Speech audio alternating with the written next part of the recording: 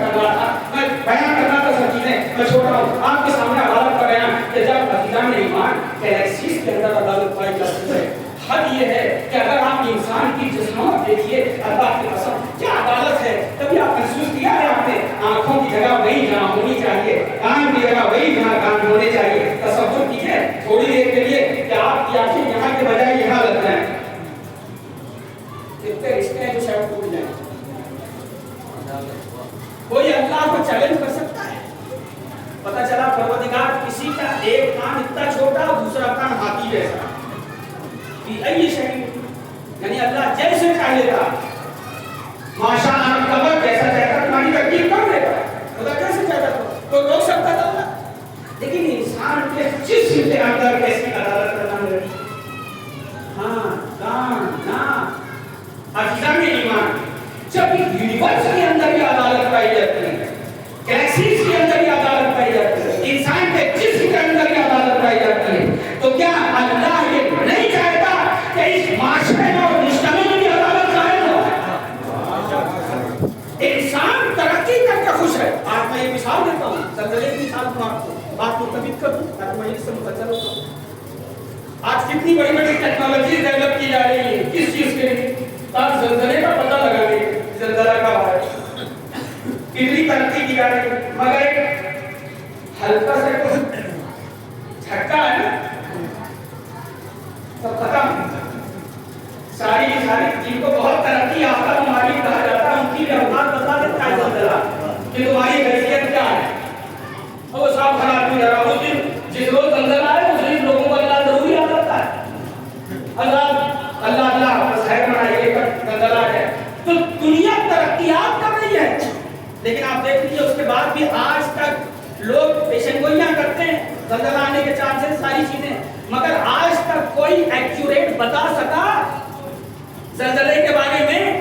Technology کوشش کی جا رہی ہے مگر عزیزان ایمان ابھی انسان کی ترقی یعنی اس حد تک پروگریسو ہونے کے باوجود ابھی ہم اس منزل پر نہیں آ سکے کہ ہم سمجھ سکیں کہ بھوکمپ کب آنے والا ہے، ارتھکویک کب آنے والا ہے، یہ زلزلہ کب آنے والا ہے. سلام ہو اللہ کی قدرت پر جس کا انسان اپنا اندازہ لگا سکا.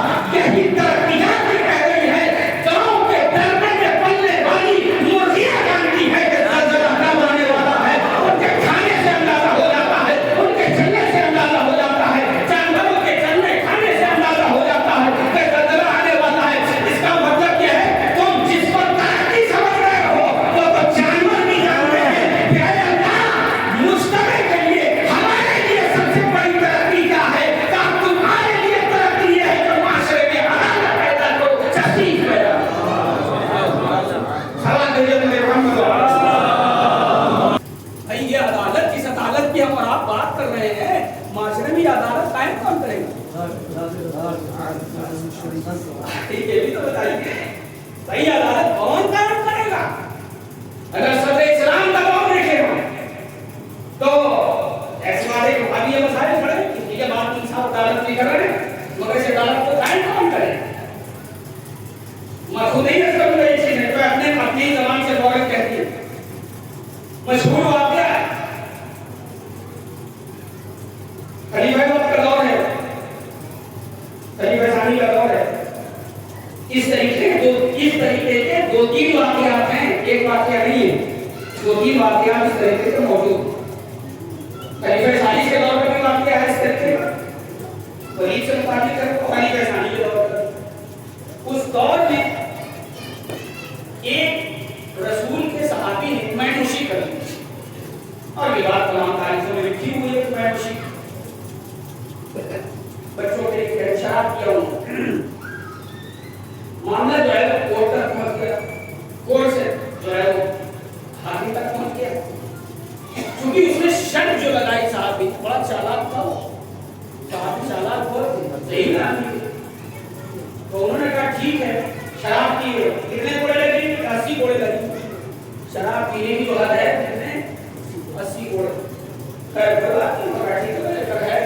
دیا ہے تو نادی میں مار کو کھائیں. لیکن چالاک کرنا تھا کہ اس نے قید یہ لگائی تو مجھے کوڑے کو مارے گا جس نے کبھی شراب